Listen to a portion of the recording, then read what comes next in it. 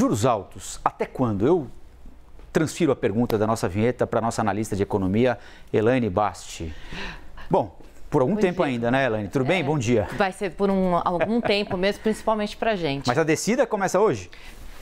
Hoje não se sabe quanto, né, o degrau. A gente fez até uma artezinha para mostrar a partir de quando que a gente começou a ter essa taxa de juros e desde quando que ela está nesse nível.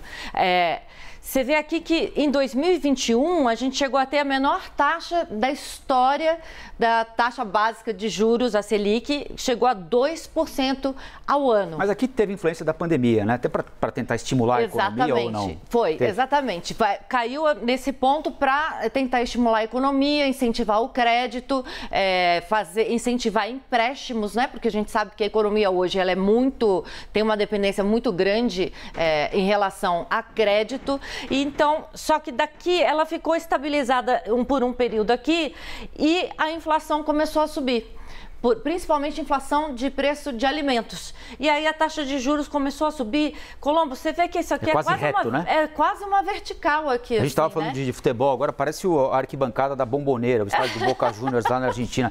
Você fica reto em relação ao campo. É uma subida muito rápida em pouco tempo, né? Muito rápida em pouco tempo, que traz problemas também. E a gente está nesses 13,75, já completou aniversário aí de um ano, já fez um ano de vida, né? A gente teria ou uma queda de 0,25 ponto percentual, né, chegando a 13,5%, que é a estimativa da maioria do mercado hoje, ou poderia chegar a meio ponto percentual. Agora, para nós, como você disse, isso aí não vai chegar hoje. Tanto faz se é 0,25, se é meio ponto percentual, não é amanhã que a gente vai sentir. E a gente fez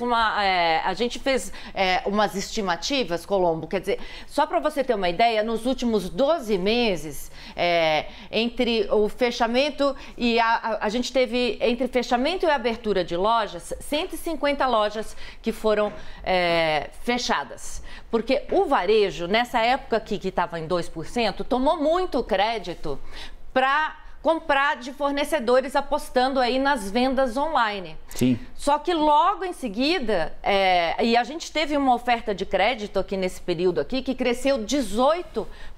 Então a gente teve uma expansão grande do crédito. E para você ter uma ideia, a taxa final para o consumidor, pessoa jurídica e física, estava em 25,5%. A gente teve esse aperto monetário todo, o crediário começou a ficar apertado, os juros para essas empresas, quando elas começaram a se refinanciar, começaram a subir também, tornou a vida das empresas muito difícil, principalmente pequeno e médio empresário, porque o acesso deles é mais a juros altos, né? O grande empresário ainda consegue um juros um pouco diferenciado. E chegando agora esse ano aqui, a concessão de crédito, ela vai ser pela primeira vez em 3 anos menor do que 2 dígitos. A estimativa é que chegue aí a 8%. Quer dizer, menos da metade do que a gente tinha, né, em 2021. Sim. E a taxa de juros média, 45%. Quer dizer, quase o dobro do que a gente tinha. Tudo isso aí apertou muito a nossa economia. Não à toa, o Banco Central mesmo aí teve a projeção do IBCBR, que é uma prévia do PIB, chegou aí numa queda de maio para abril de 2%, né? É a economia aí respondendo de maneira, inclusive surpreendeu analistas essa queda, sim, né? Então, assim, para a gente ter uma resposta, isso deve demorar aí cerca de um ano e meio, segundo analistas. Enfim. A gente tem o ex-presidente do Banco Central, Gustavo Loyola, com a gente aqui, Elaine Basti. Então, eu queria pedir a você que fizesse as honras da casa para ele, já agradecendo a atenção do economista Gustavo Loyola com a gente aqui. Bom dia, Loyola, um prazer ter você aqui no jornal. E queria já começar até a perguntar em relação a isso que a gente estava falando. A gente sabe que as estimativas aí para chegar na ponta, né, para a economia real, de uma mudança na política monetária de juros, demoram de cerca de um ano e meio. Queria saber quanto tempo que a gente deve sentir esse início da retomada do ciclo de queda de juros. Bom, de fato, os efeitos da política monetária são sentidos com uma certa defasagem, né? Que varia aí entre 6 meses e 9 meses, um ano até. Mas o que acontece é que há também alguns efeitos positivos do início da queda, quando o mercado percebe que essa queda vai ser mantida ao longo dos próximos meses e que ela é sustentável, ou seja, que o Banco Central está numa trajetória de política monetária que é compatível com a queda da inflação, né? Portanto, que esse processo de derrubada dos juros vai continuar nos meses seguintes. Por quê? Porque aí os consumidores, os empresários adquirem confiança, né, para tomarem decisões econômicas que podem afetar aí o seu futuro imediato, né? A gente tem ouvido de especialistas, colegas do senhor, uma perspectiva de queda gradual a partir de agora, a partir de 0,25, para avançar para meio a partir da próxima reunião. O senhor acredita nesse procedimento adotado pelo Banco Central e é o correto na avaliação do senhor? Bom, eu acho que a maioria dos analistas, entre os quais eu me incluo, espera realmente 0,25, porque o Banco Central deu inúmeras sinalizações de que prefere uma trajetória mais cautelosa, principalmente no início do ciclo de queda de juros. Eu acho correto porque ainda há muitas incertezas, né? Por exemplo, a inflação tem caído, as expectativas de inflação têm caído, mas ainda estão ligeiramente acima da meta, por um lado.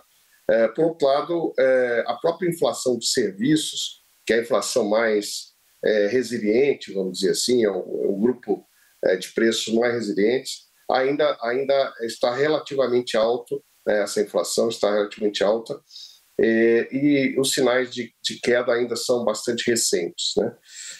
Há incertezas em relação à situação externa também, e aqui no Brasil, as reformas, principalmente a questão do arcabouço fiscal e a reforma tributária, ainda não terminaram, né? A tramitação no Congresso não terminou. Principalmente a questão fiscal preocupa ainda um pouco para o futuro. Então, assim, acho que o BC deve iniciar esse processo com o 0,25. Eu acho que é mais cauteloso e assim o BC deve proceder, né? Tem se discutido muito hoje em dia qual que seria a taxa de juros real de equilíbrio da economia brasileira. O Banco Central aí diz que seria cerca de 4,5%. A taxa de juros de equilíbrio seria aquela em que a inflação está controlada, não é, professor? E permite crescimento da economia sem inflação. Olhando aí as projeções do Focus, a gente chegaria só no fim do ano que vem numa taxa Selic aí de 9,5 ponto percentual. E a minha pergunta quando é que a gente deve chegar num nível de juros em que a gente vai ter inflação controlada e crescimento mais sustentado, olhando do ponto de vista da política monetária? Bom, não é uma pergunta fácil, né? Tá igual a pergunta que foi feita aí para o professor Villa. Mas eu acredito que talvez meados para o final do ano que vem nós já tenhamos uma taxa de juros mais próxima a essa taxa de juros de equilíbrio. E diga-se passagem, não é uma taxa observável assim diretamente, né? É uma taxa estimada, não se sabe claramente quanto que ela é, de fato. Aquele gráfico que você mostrou há pouco mostra que nós tivemos durante muito tempo, antes da pandemia, uma taxa de juros em torno de 7,5%, 8%, que manteve a inflação relativamente sob controle. Então, hoje, como a situação fiscal piorou um pouco, talvez a taxa de juros de equilíbrio nominal esteja, de fato, em torno aí de 8,5%, por aí 9%. E esse patamar, a meu ver, deve ser atingido no segundo semestre do ano que vem. talvez mais próximo do quarto trimestre do ano que vem. Queria agradecer aqui a entrevista do economista Gustavo Loyola, sócio da Tendências, ex-presidente do Banco Central. Muito obrigado pela conversa e até a próxima. Muito obrigada. Até a próxima. Obrigado. Bom dia. Elaine, muito obrigado também. Seguimos juntos. Eu que agradeço. Bom jornal. Até já.